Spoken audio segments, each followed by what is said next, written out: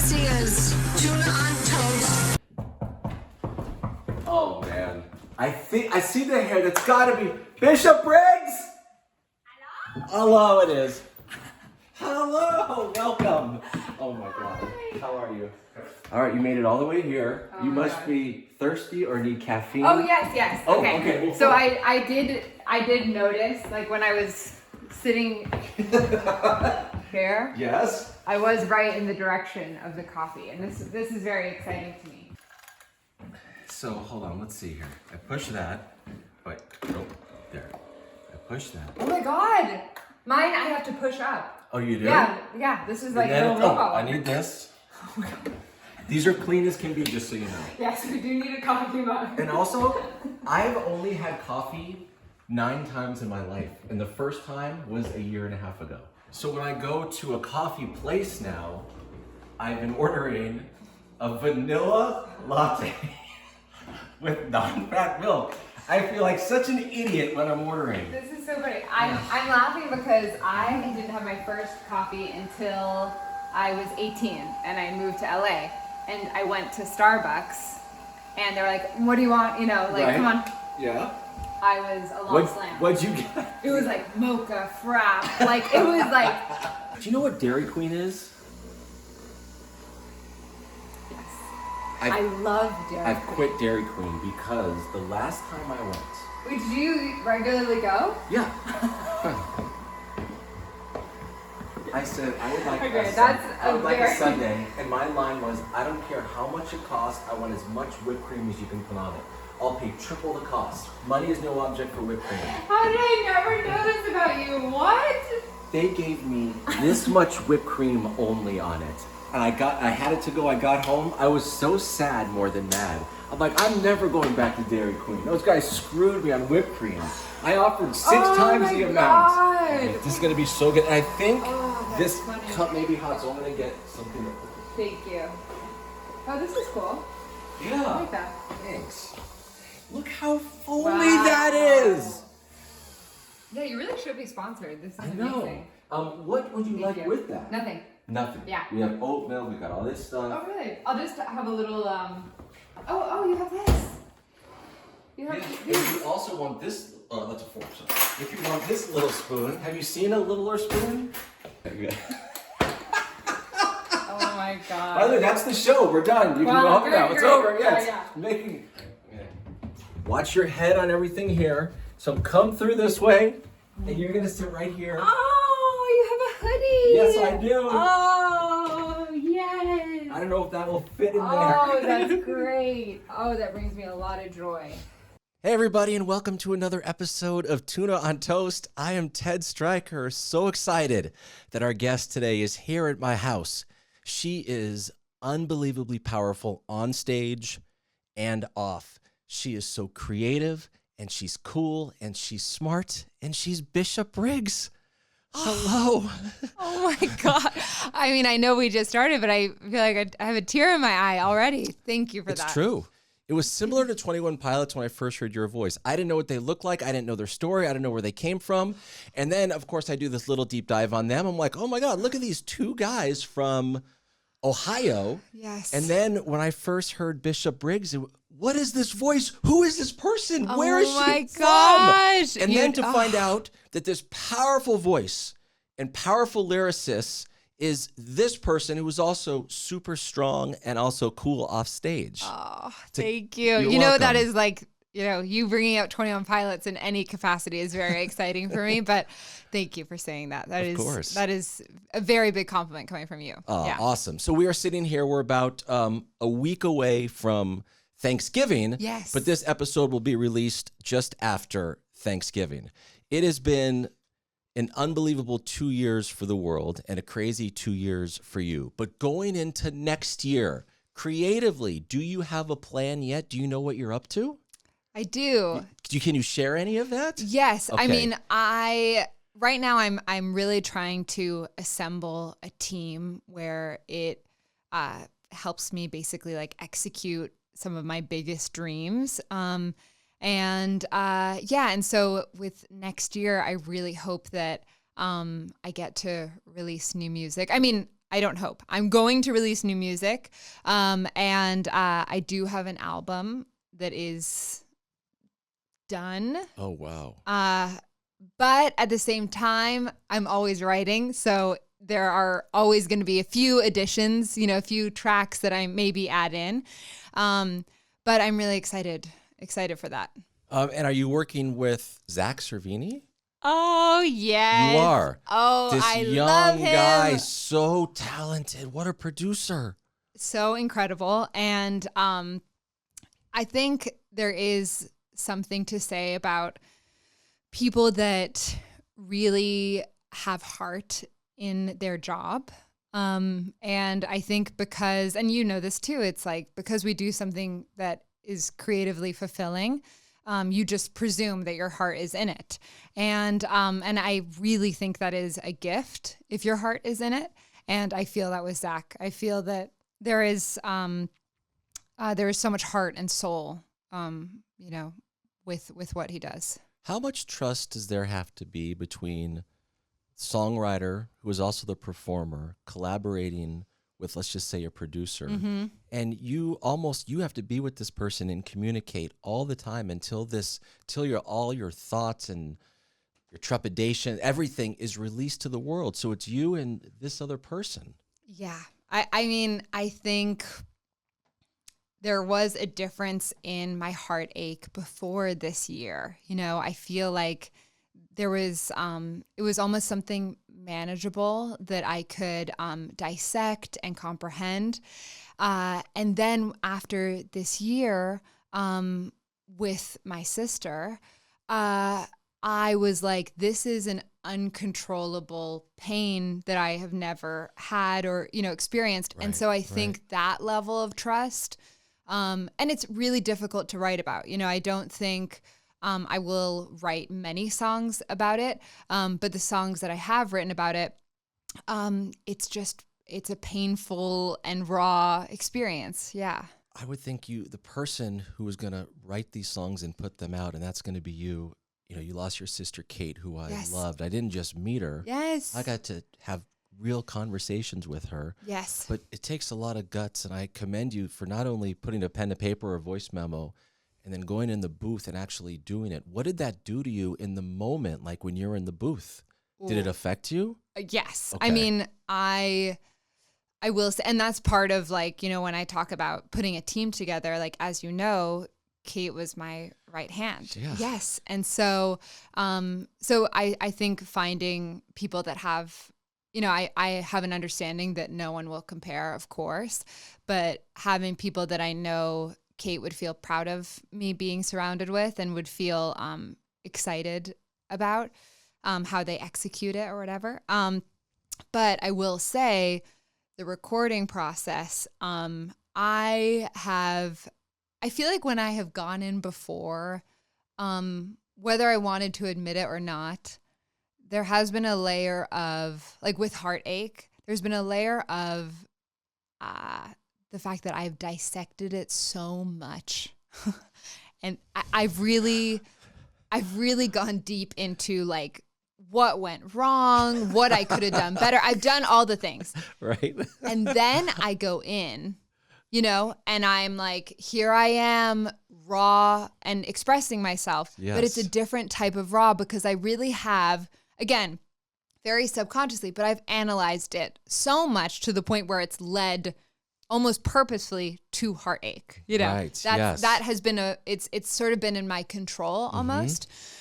And then with this, if it was in my control, she would still be here. And I think that has been the biggest.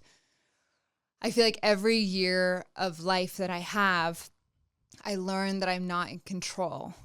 And for me to think that I am is very foolish, and I think, and so I think when I go into the studio and, I'm recording music that involves anything to do with this past year. Oh my gosh. It's uncontrollable. Yeah. Yeah. And maybe while the heart is broken in a zillion pieces from a relationship, it's a different kind of a million zillion pieces when it's the loss of your sister. Yes. And when you're singing about her, I don't know if you see a light at the end of your emotional tunnel, where maybe Right. in a breakup, it's like, yeah, I'll be over this. I hurt now, but I don't know if I'm going to get over it. How am I going to get over this? Yes. And I think I, you know, and I'm going to try and not cry, but I truly have, and it's still stands, I have never loved someone as much as I love her. Yeah. And so I think there was exactly what you're saying. No relationship could ever compare to that, and I think we always talked about how we were, like, in a weird way, like way more best friends and like soulmates and twins than we were siblings. Cause I hear about certain siblings and I'm like, oh gosh, like, like they're not really close, Yeah. And so That's more common than you think. Yes. Which is why I did feel like, although I had a community of people that I really feel like, including you, who supported me during that time, I think it will always be isolating, but it was also isolating because of the community groups that are out there. There's a different relationship with their siblings, and generally it's layered for tons of different reasons when that loss happens. So I will say I have found a lot of comfort in support groups that are for twins. Right. Because we were sort of raised that way too. It was But official, everyone knows you guys are not twins. She's an older sister. Yes. And again, if you are 2 years older, right? yeah. If you're new to learning about Bishop Briggs, she was your manager. Yes. And as you said, your best friend, your Yes. sister. Nobody rooted for you more than your sister. Yes. And sometimes with siblings, there is jealousy. Happens with best friend. Can I just share something really cool that I share with Kate? What my happened God. at one of your performances? Oh my God. This I was feel in like I'm gonna cry. No, I don't No, want you to cry. in a good way. Like Okay.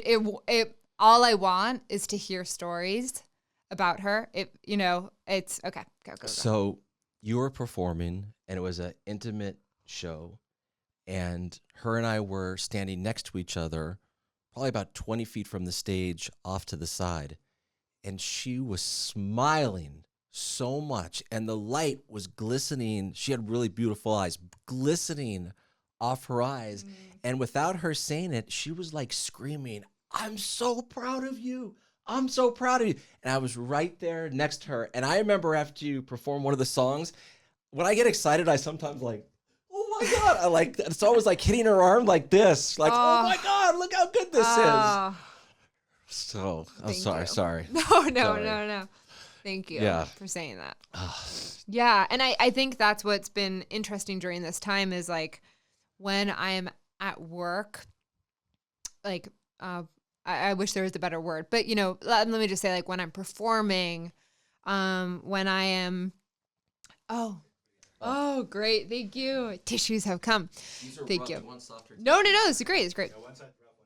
Oh, thank you. Yeah, when I am performing and when I'm writing, I feel her so deeply. And I feel like you understand this because that was Kate's favorite thing. Like she just loved to dance and like loved to, she really supported me and was and is definitely the type of person that, in sound check, is clapping and cheering. And but I think that was a really interesting thing that I think a lot of people maybe wouldn't know if they hadn't had the experience that you had, which is that when I'm performing, I actually feel so close to her. It actually is.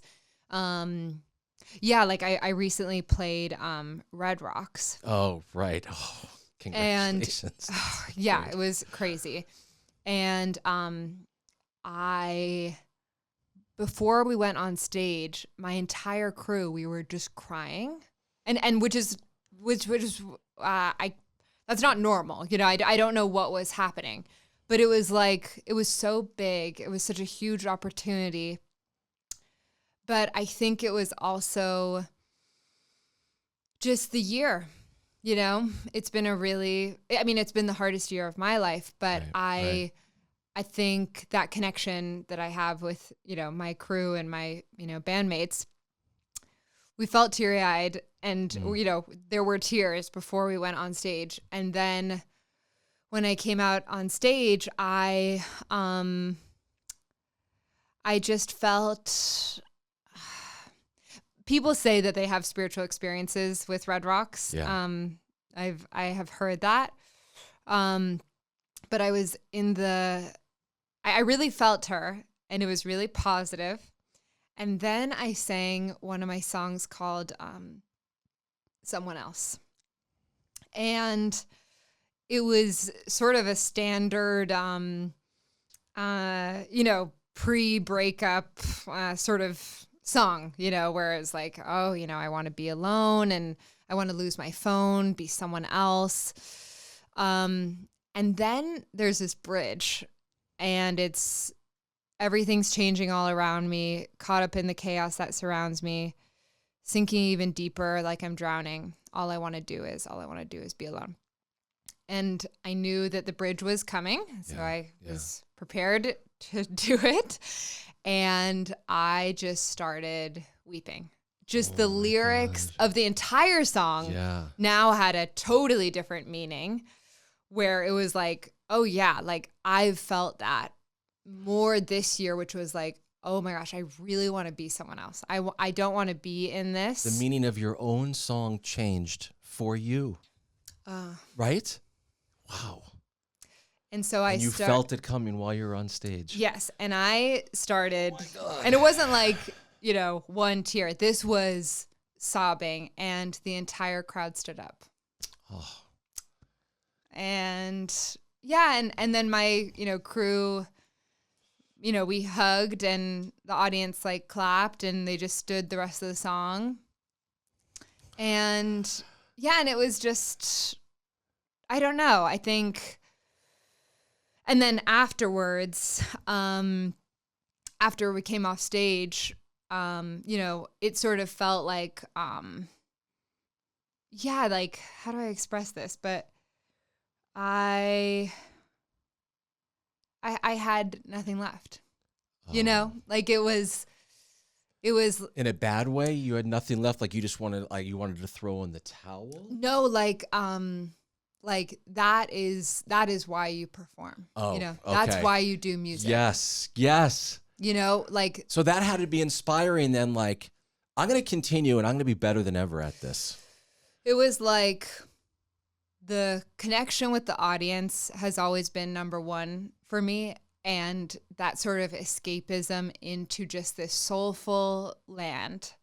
And and there was something about getting off the stage where like my crew, like, I was a little like ragdoll, like my crew, picked me up and they're spinning me around, and they were, it was, I'm maybe going to mess up the phrase, but there's something like, leaving it all on the stage. You left it all on the stage. Yep. Yeah. That's what the line is. Yeah. And that's what athletes should do, performers. Yeah. I mean, really, in any job that someone has, when it's time to perform in between the lines, leave it all out there.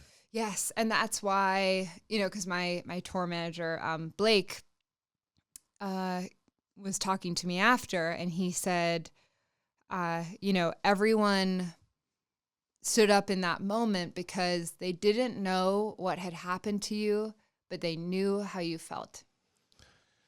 Wow. And I just think, like, with this year, sorry, I feel like emotional talking about this, but I think this has been a really traumatic year for everyone in very different ways. Yeah. And that's why, like, that moment, it like transcended a show, and they understood me and I understood them, and I. Right. Yeah. Right. You left it all out there and they got it without knowing. Yes. But as a performer, you probably couldn't ask for anything else, but to get to that point, no one wants to have gone through what you went through to get to that. Yes. Do you want a glass of water or anything? No, I'm okay. Okay, sure. There is coffee. There's coffee, All which right, is I can give you water. I can give you anything you need. which is helping with the heart racing. But there is another phrase. What is it? The one that's like people won't remember how you sounded. They'll remember how you made them feel. Oh, I love that one too. And I always think of that whenever I'm being a perfectionist I'm very particular about notes and being just, and it's just mentally sort of, wanting things to sound a certain way, and which is why I do a lot of prep. And I feel the same way in my totally much smaller bubble than you. No. Prep.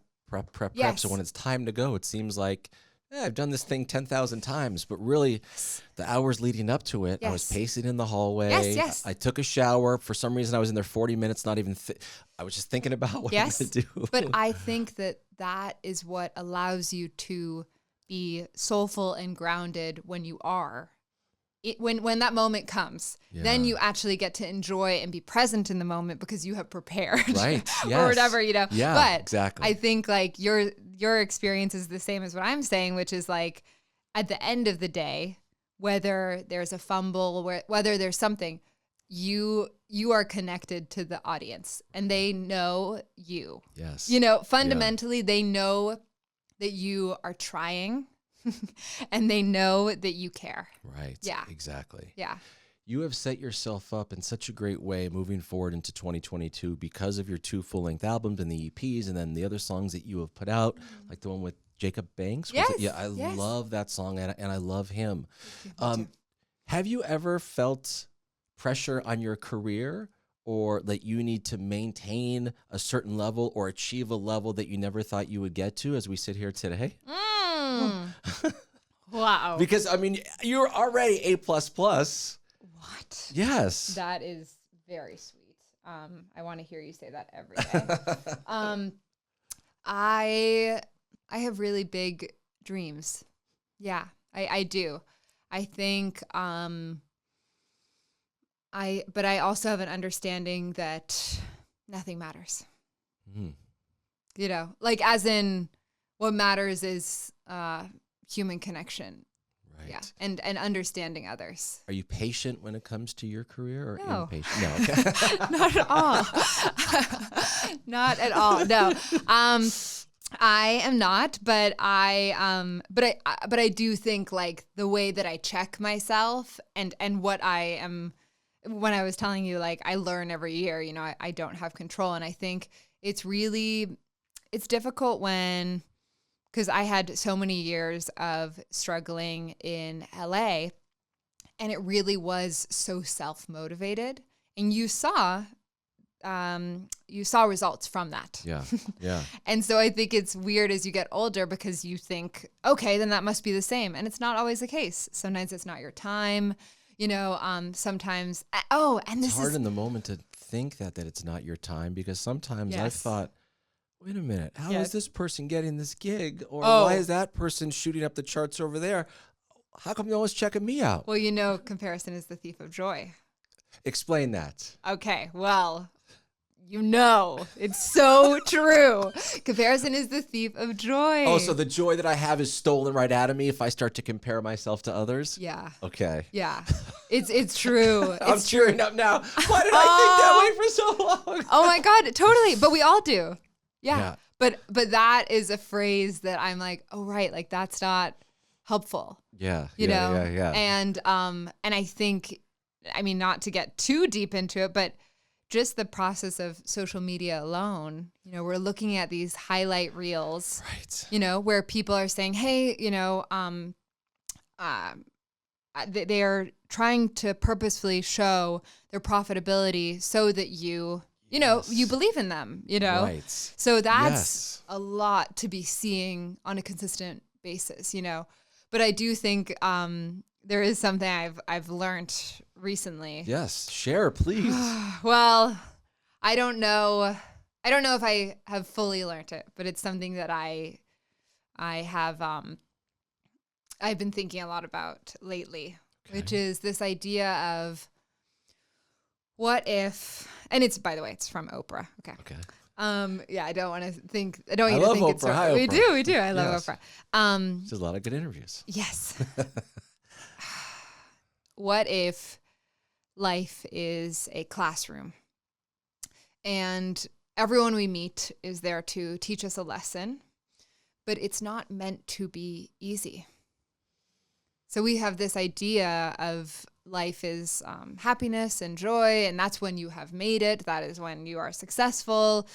We have a correlation with like success and recognition, whatever. Right. Yes. But really the basis of life is that we encounter others to teach us something that we need to learn in order to be a fully formed human.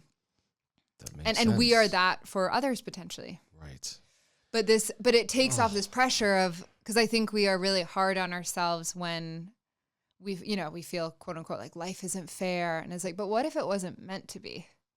Let's change it. What if it wasn't meant to ever be fair? What if it was actually meant to really teach you lessons? And when you think about times in your life where you've learned a lesson, it's been painful. It's been difficult. It's been uncomfortable. Right. you know? Yes. Yes. So that's what I'm saying. I'm still learning it because it's difficult to comprehend and understand because it feels like it's reformulating all of the human beliefs, so it feels like it's really testing that, that comfort of that. But I do think the biggest takeaway is the comparison thing. But also all we've had has been social media. Normally we're running around, feeling our own fulfillment out in the world. Yes. But then when you're just stuck at home and you're at your phone and you're scrolling, and you see that person doing that, and that relationship is beaming, and boy, they're writing soliloquies about each other online. I'm like, I hate long soliloquies. Stop doing that on the internet. Long soliloquies. Yes. Sorry if anyone's done it that's watching. Yes. But then there's they're fighting 1 hour later. Totally.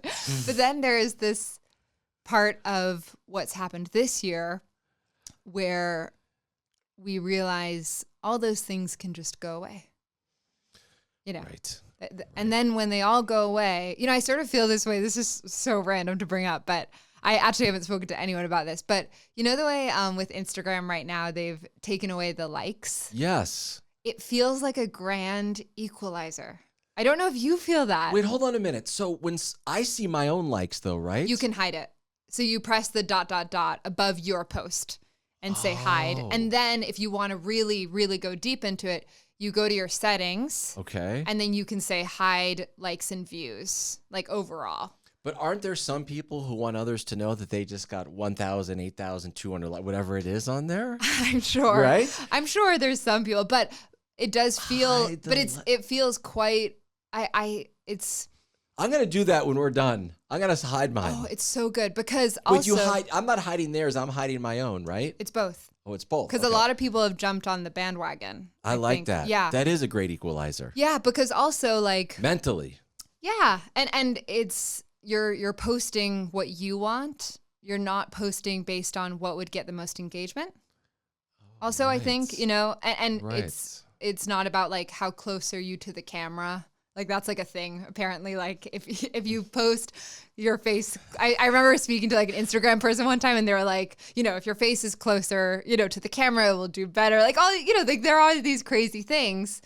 Do you know this? I don't know, but I'm thinking about like, if you're on TikTok, you have the best ones fill up the whole screen. Oh. And not the horizontal shots. Yes. So we have a camera right there on us. If something is really great, I want to put it on TikTok. Yeah. It's the wide version instead of that. Yeah, but another TikTok thing? What? It would be it's movement right before you begin. Okay, right. So yes, like we that would makes like sense. pick up the camera and then put it down. Right. And hey, whatever. Like so it'd be like this. Yes.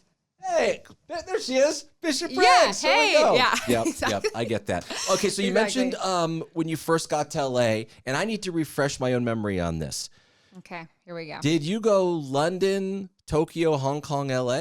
Very good. Okay. Yes. All right. Yes. But 18 years old or so, or how old were you when you came to LA? Yeah, I was like 17 and a half. But I graduated, high school. But still, and I've said this before to some other artists, of everything that the person has done, moving to Los Angeles at that age seems crazy to me. And what a strong person that you or whoever it is has to be to do that. And how scared, were you scared doing it? Or were you just like, oh my God, I'm going to LA, I'm 18 years old? I mean, I feel like you're going to find a common theme here, but Kate was going to school. My sister Right, Kate. going to LMU, right? Yes, yes. Yes. You're so good. Economics degree. So very, very still, different. That's fine. It's your, No, but I'm she's saying busy in college. Oh, totally. But I think there was, it was between New York and LA for me, just with music, and the only place that I had family was LA, and so it was. I remember landing and coming down the escalator, and just being like, wow, I'm just, where's the record, record label waiting Aren't to give they me, here? Yes, it was so surprising. But I think that sort of like, there has to be a part of you that has a bit of delusion in the best way, not in a, I don't mean that in a condescending way. I'm No, saying I know. for Right. where there was a time where comedians thought if they just came to LA, they were going to get a sitcom in the mid-90s. Hey, wait a minute. I sold out some comedy show in Omaha, Nebraska. Right. Give me a sitcom. Yes. And I do think there has to be a part of you that thinks, the minute I land, this is going to happen. And so when it doesn't, I think some people pack out their bags and they leave. I saw a lot of people leave, of my friends. In that time, I had a big community of musicians, and we all wrote together and performed and would give each other shows. And but I think as long as you hold on to that delusion, that you have something you feel to offer, then it can. And for me, it was always a bigger goal, which was like, if I get to do this, I can make people feel less alone, because that's how music always made me feel. So I think I also had this extra thing that was really driving it, which was like, oh, I get to like talk about foundations that I feel passionate about, and all these things that sort of come with being a musician that are like that could make the world a better place. Those are the things that also drove me a lot.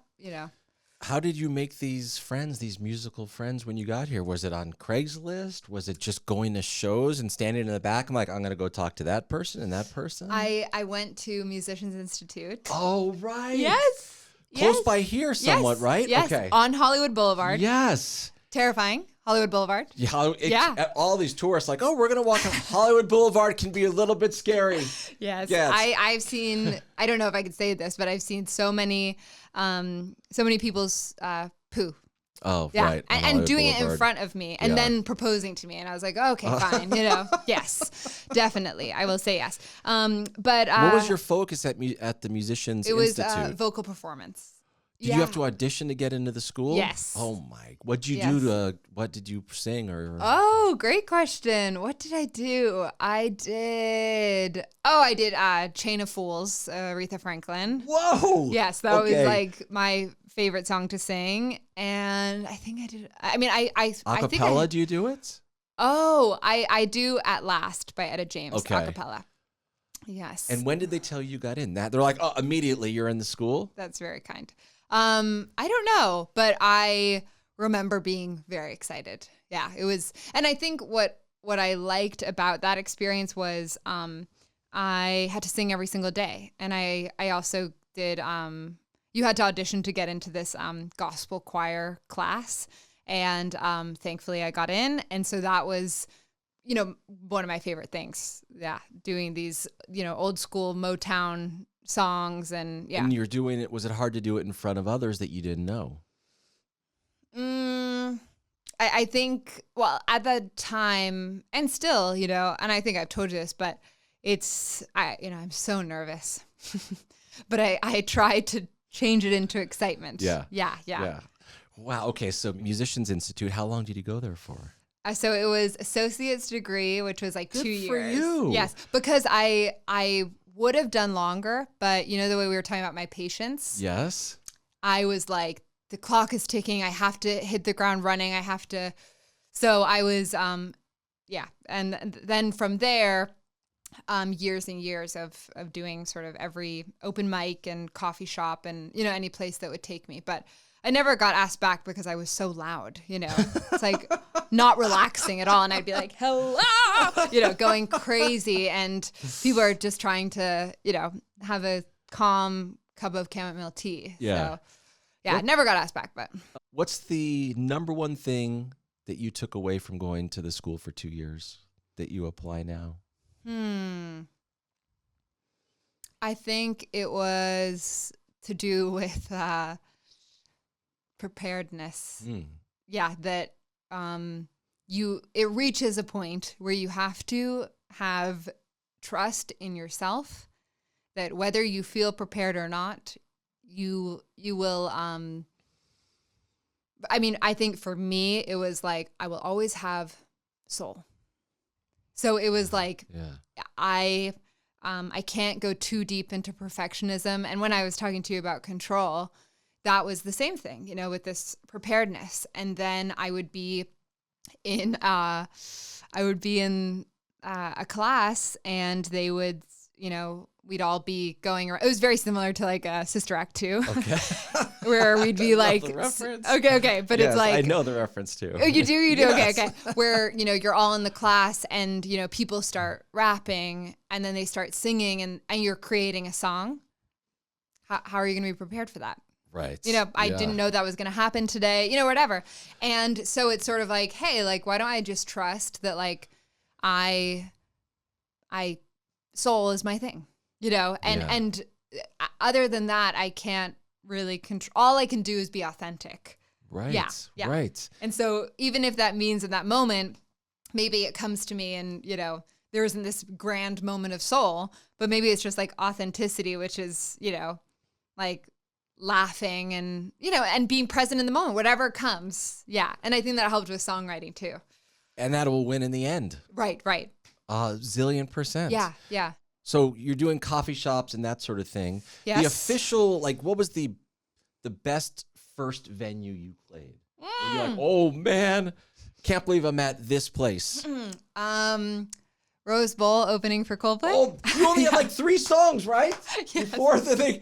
But that Coldplay. was because that was my first, tour. Yes. So I think like that, it didn't compare to, because I could sit here and like name drop, like every venue in LA, but that was a whole other, like, oh, this is the dream. This is what it, could be.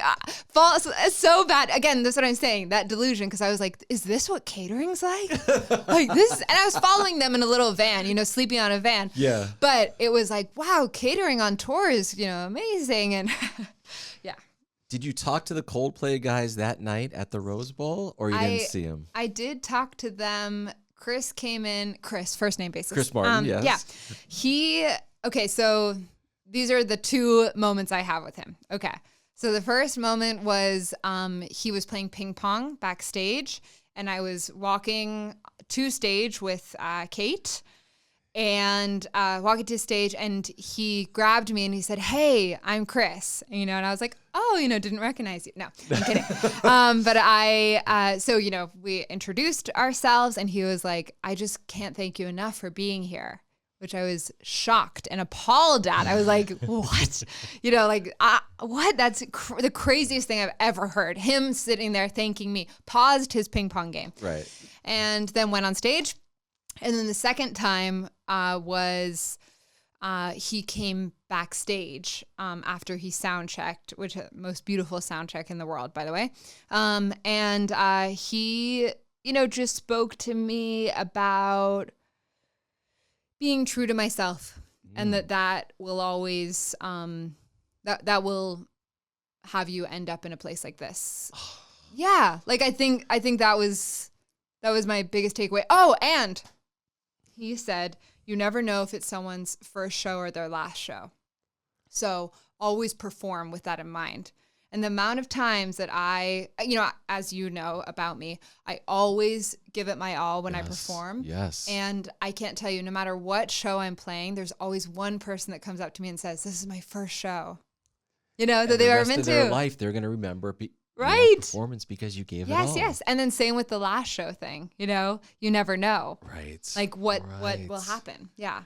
And it could be your last show. Right. As well. Totally. Yes. Oh, man. Yeah. So when for you mentally did you feel like things are happening? Was it that Coldplay show? Was it getting a song on regular rotation on radio? Was it seeing streams? When was it? Never. No. Oh, I know. Man. Welcome to my life. No. Oh, no. I will say, okay, why why don't I just say I was a nanny full time, and I had the ability to no longer nanny.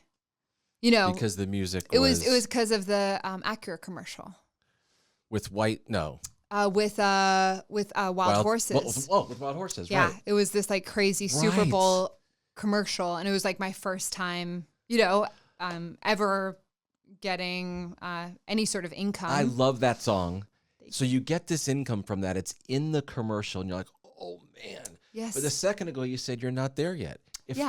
If you could put a wish in a bottle, what would it be? Is it to have like a #1 record, or is it a Grammy nomination, or playing the? What would be your ultimate like satisfaction? I think, well, what I'll say first though is like, I am so beyond grateful. Yeah. It's not that, I think I mean it more in sort of like a lighthearted, like motivated way of like 100%. I get that. You know what I'm saying? Everyone gets that. Like yeah. we can see how grateful you are on stage. We know that when you see 100 billion streams or whatever, the song is like, oh my God. Yes. But every time there's a carrot dangled in front of you, or someone that's got a lot of drive, and you get that carrot, within 2 seconds, there's another one. You're like, forget this carrot. I got to go get that one. Yes, and that's what I think I've learned is that like, and I think a lot of us learned this, but it's like your worth cannot be based around your productivity. Yeah. Right. It's like your worth is in how you treat others. Your worth is in, For sure. So it's an interesting one, I think Royale said something similar to that the other day in here. They're like, at the end of the day, it doesn't matter the streams, the views, the concert tickets. If you made something that you were like feel so strong about creatively, oh yeah, then you can sleep. You're fine. Just Right. go to bed at night and sleep all right. Right. Totally. And I think in that sense, I feel comfort that, my goal of making people feel less alone, in whatever size community that is, that feels positive. But Yeah. You've got a big community and you make a lot of people happy. I know you've seen the reaction, and I've seen it firsthand. And it's not just from someone who may be a 15-year-old female. It's grown-ups, guys, girls, people from all backgrounds. You see it. I've seen it at the shows. Thank you. Yeah, This is why I love you. Oh, thanks. I have to say I recently got engaged. Congratulations. No way. Yes. But I have to tell you this. Okay. I will tell you about that, but I have to tell you first. Okay. I know I meant to tell you that like the minute I saw you, but let me tell you, like I feel like proud of the things I have accomplished, and I feel like my extended family is proud of me. The reaction to the engagement like was so much bigger than any reaction to any sort of career thing. Like, because I do think there is like a society thing. Do you know about this? I'm learning about it. Tell me. There's a society thing that's like you have achieved. Like in getting engaged, okay. right? Yeah. That is a thing. I've learned. I think I may have felt that a long time ago, but probably forgot about it. Okay. Yes. Like what people think if you get engaged, you're like officially a grown-up or something now? I just think it. You've got yourself put together. You're ready for the next step. Yeah, like I think it's an achievement, and I'm not taking it away. But it's so interesting when like the work that I've done for music, like blood, sweat, and tears. Yes.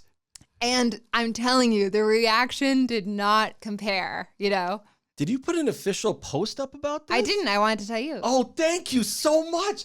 And wanted it's to tell Landon, you. right? Yes. Oh my God. So this is my little- Bishop Briggs, shake my hand.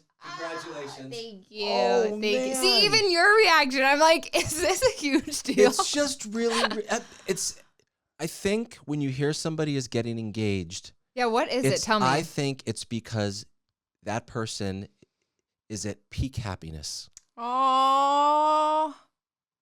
It's not about adulthood or anything like that. It's like there's two people that are so happy right now. Oh.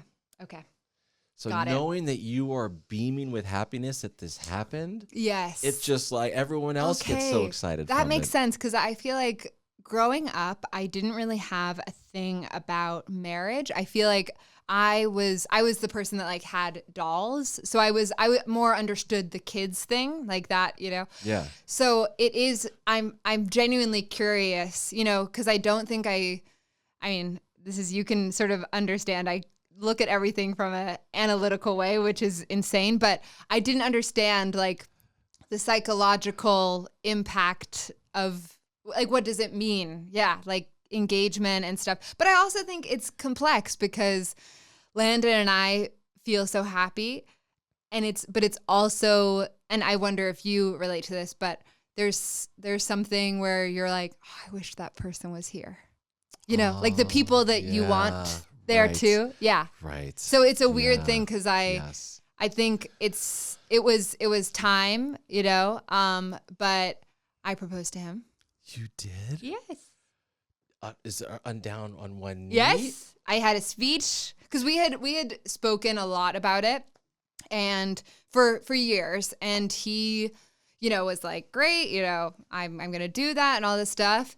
And I had a memory, which was a few years back, there was this thing in Ireland where the women, it was like a leap year or something, and the women were proposing. And I forgot about this, but years ago, I was like, I'm going to do this. I'm going to take him to Ireland, like a crazy thing. And so when it became time, we had spoken so much about it, of just like that would be something we'd both, you know, be interested in and we'd like to do. Right. I was like, ooh, it would be fun to surprise him. And so I surprised him. In Ireland? No. Wait, okay, hold on. I'm just saying this was a thing that like years ago I had thought about doing. Got it. And so when the time came. Did you get him a ring? I did. Yes. And so did you do it in your house, at the beach? We went to Big Bear. Oh, wow. Yes. Yeah. Oh my God. Wow. Yes. Wow. Yes. What, did he turn red? Did he cry? What was his reaction? I mean, we both cried. Yeah, it was like it was really special. Yeah, really so special. happy for both of you. Thank you. This is really, really, really exciting. Thank you. Yeah, I meant to tell you the minute I saw you, but I'm glad I didn't. right now. It's just when you were talking about like with success, and I feel like this week I've learned sort of an interesting turn, which is on a personal life thing. Yeah. People do deem this as right, which I get. Yeah, I get it, but it's just interesting. Yeah. Unbelievable. Good for you. Thank you. Engaged. She is engaged. Wow. And she proposed. Oh my gosh. You are strong. You are smart. You are creative. You're the best. I love you. Thank you. You too. Before we get out of here, yes. Giving Tuesday is the day that this podcast has been released. Yes. Giving Tuesday comes after Black Friday and Cyber Monday. Yes. It's a way to give back and treat people. We all should treat people nice, but nicer than you normally would. Mm-hmm. Say hi to your neighbor, maybe donate to charity, but also create awareness for some organizations. Yes. Is there an organization that you would like to create awareness for today? Yes. So today we have been talking a lot about my sister Kate. And something she would do every weekend was she volunteered with the elderly. And so when you brought this up, I wanted to think of something that incorporated that. And so there is this thing in the US called Meals on Wheels. And you basically just deliver meals to the senior community. But you have this moment where you get to have an exchange and you get to make their day. And especially with this year, there's been a lot of loneliness. And so Meals on Wheels would be. Okay. Yeah. Meals on Wheels. We're not saying to go donate this exact second, but put it on your radar. But donate this exact second. Yes, but when you can, donate it. And thank you for sharing that. Thank you. And volunteer. Yes. The Meals on Wheels, you volunteer. Okay. Yeah. Thank you for this. Thank you for everything. Congratulations on the career you've built, and it's only getting bigger, and you got a zillion fans, both how you conduct yourself as a professional and personally. Thank you, Bishop. Thank you. Thank you. All right, and that's our show, Tuna on Toast for Bishop Briggs. I am Ted Stryker. Happy snuggles. Bye-bye. Hope you enjoyed. Now hit that subscribe button, and for more Tuna on Toast, listen wherever you get your podcasts.